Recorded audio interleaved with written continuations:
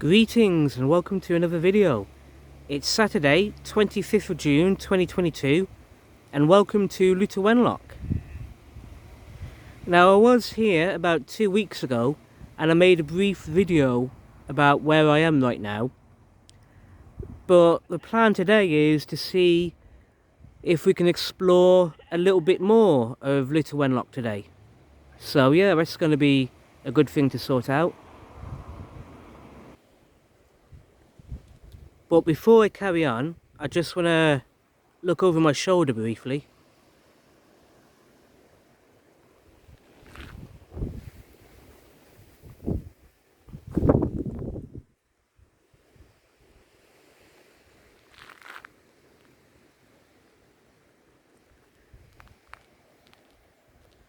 Now the road I'm standing on right now, if we were to continue on in the direction I am facing right now, we'll eventually find ourselves at the base of a Wrekin and also eventually at the Tree Hall Hotel, which, as we saw at my previous video today, is where I started this afternoon's journeys. And in my previous video today we saw how I found myself in Little Wenlock. And then also at the Tree Hall Hotel you can find yourself exploring various public footpaths and nature walks, a few of which I explored 2 weeks ago, and they were all fantastic videos to make. I loved making those videos and exploring those footpaths, and even the one earlier on today which led me to Little Wenlock. So yeah, if you're ever able to do so, check out all those videos, leave a like on them if you enjoyed what you saw. But yeah, so we're not going that way in this video, not today, because like I said, we're going to be exploring a little bit of Little Wenlock up this way.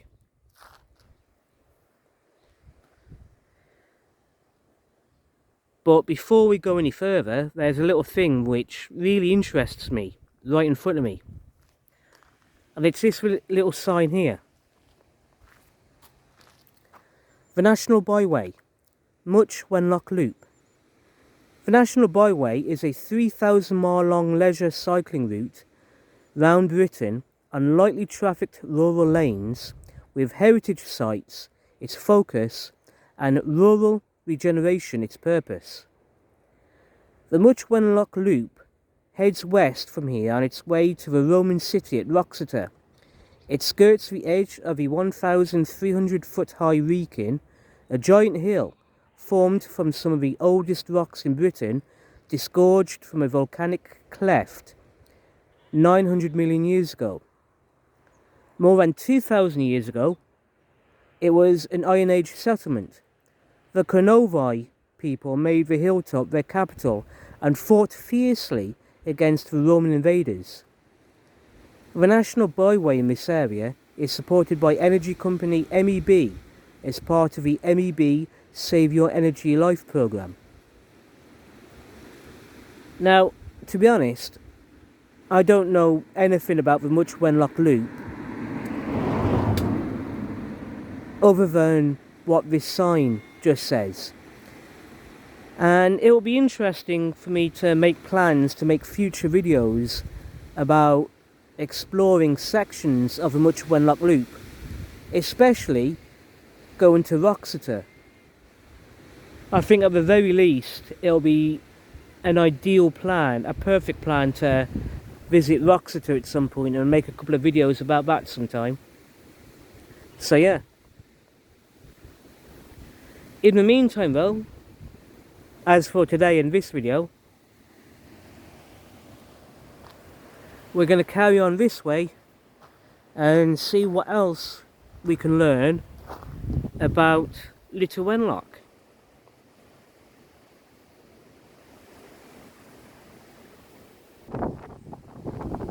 So here we are, just a couple of yards couple of yards from where we were a moment ago.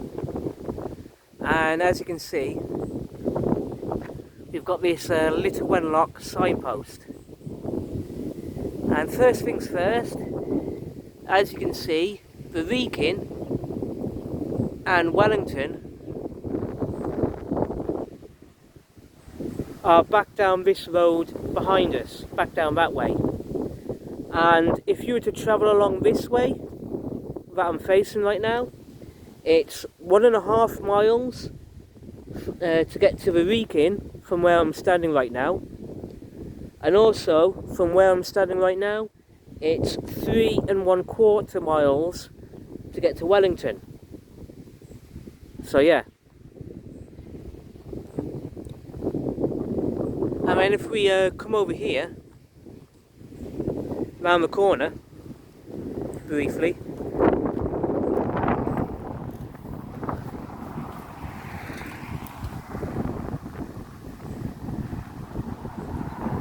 as you can see, Rushton and Garmston are two villages you can find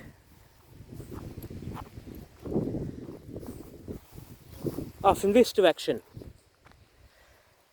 Now, to get to Rushton, it's 3 miles from where I'm standing right now along this road, and Garmston is 3¼ miles away from where I'm standing right now if you're to travel along this road.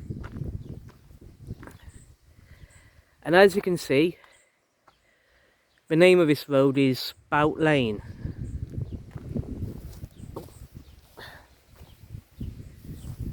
So yeah, Spout Lane, quiet lane, and this road is obviously used by cyclists, horse riders and pedestrians. So yeah. And if we turn around to my left, back to where we were originally,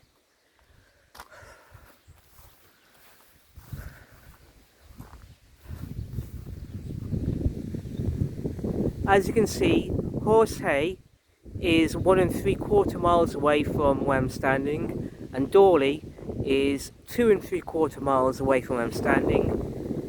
And both Horsehay and Dawley, from here, you get to along this way.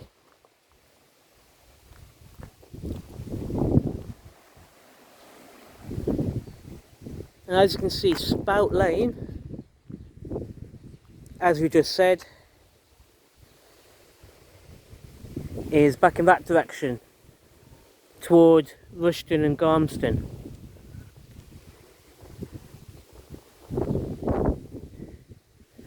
While this road in front of us, Wellington Road.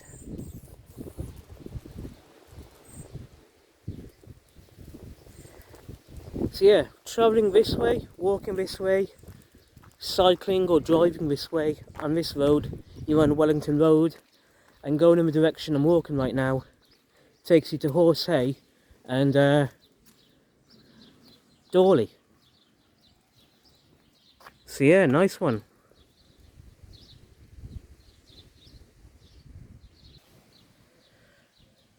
So a little further along the road, you can see the Huntsman of Little Wenlock. And this is a beautiful, beautiful place. It's a great pub, and I think it's also a hotel as well that does rooms. And it's a, yeah, I think it's a very nice hotel. I've never stayed in the hotel section, but I understand it's got very good reviews, very good rating going on. And I've been in the pub section a couple of times, and they do some nice beers here. Not many nice beers, not many beers, but what they do have is nice quality stuff. So the Huntsman of Little Wenlock is a good little place worth visiting if you ever get the chance to do so. So yeah. And if we look over here, we've got a little signpost giving some history about Little Wenlock.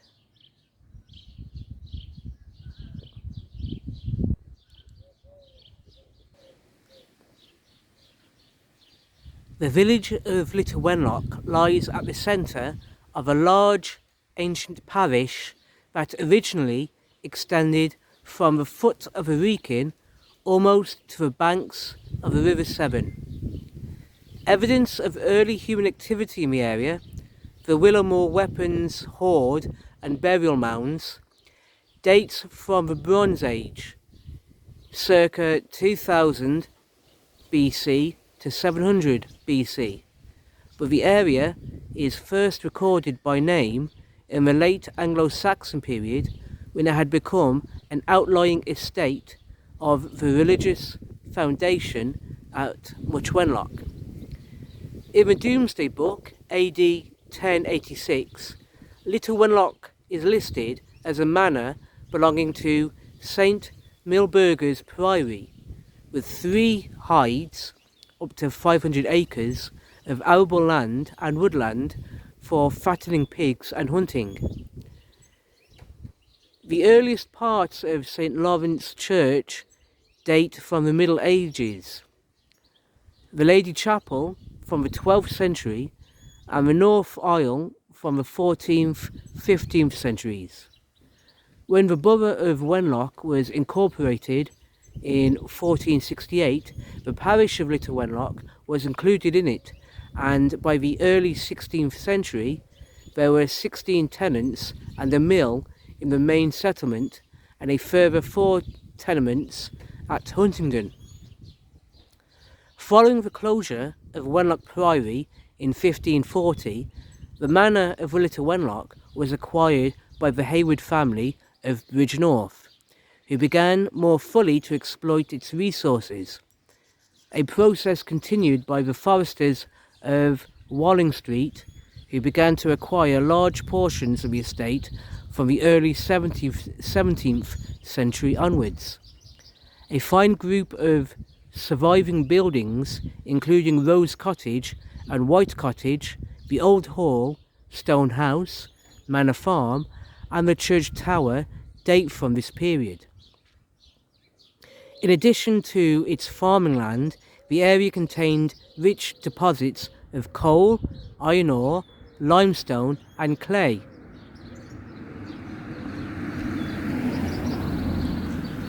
And in the 18th century, railways were built to transport these materials, such as that which carried clod coal from Colmore to the Derby furnace in Coalbrookdale.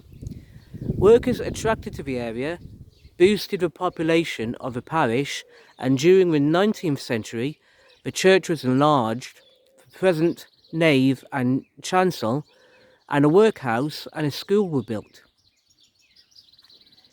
The Forester estate was broken up after the First World War. Mineral working declined in the 20th century, but open cast mining for the coal and fire clay took place during and after the Second World War, and stone was quarried for road building. Today, while mixed farming again predominates, the working population commutes elsewhere for employment. Little Wenlock is the only settlement in the parish to have community facilities, albeit limited. The village school closed in the early 1960s, and the post office closed in the late 1980s. However, the village has recently refurbished. The village has a recently refurbished inn, the Huntsman, a modern community hall, and an attractive St. Lawrence church. There is also a well-equipped playing field, football pitch, tennis courts, and an outdoor gym. In 2005, Little Wenlock was justly awarded Village of the Year within the Western region of the UK in recognition of the community spirit and dedication of so many residents in the parish. So there we are, some of the history of Little Wenlock.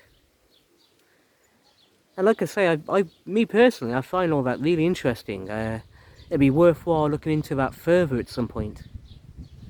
So yeah.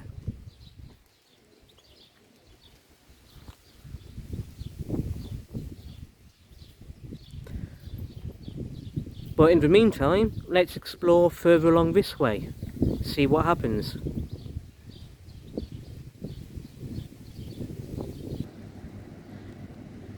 Now if we look to my left from where we are, you find we're on a section of the National Cycle Network, to be specific route number 45. And as you can see, the signpost points us back in that direction. So from here, at some point, we can continue cycling along the National Cycle Network, route number 45. That sounds really interesting, really good.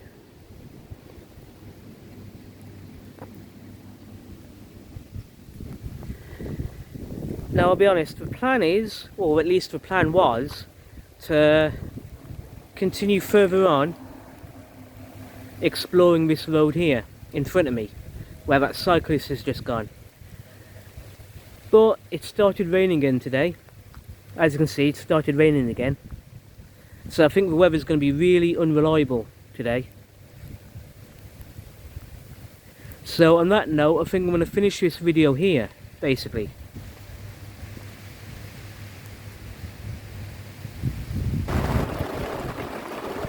So yeah, I wasn't expecting it to rain right now, and to be honest, the rain has kind of ruined, or at least put a stop to how I was going to plan this video. But don't worry, it's all good. I'm going to have to come back to Little Wenlock another day in the future when the weather's more reliable and when the weather's obviously more sunny. So yeah. In the meantime, we learned a little bit of the history of Little Wenlock, which is good. I'm glad about that. And yeah, on that note, I'm going to finish this video here. Thank you everyone for watching this video and joining me in learning about the history of Little Wenlock. In the meantime, I'm going to go into the Huntsman here, have a beer, wait until it stops raining, and then decide what to do next. Take care everyone, be safe, have a good Saturday, and thank you everyone for watching my video today. I really do appreciate it. So yeah, thank you.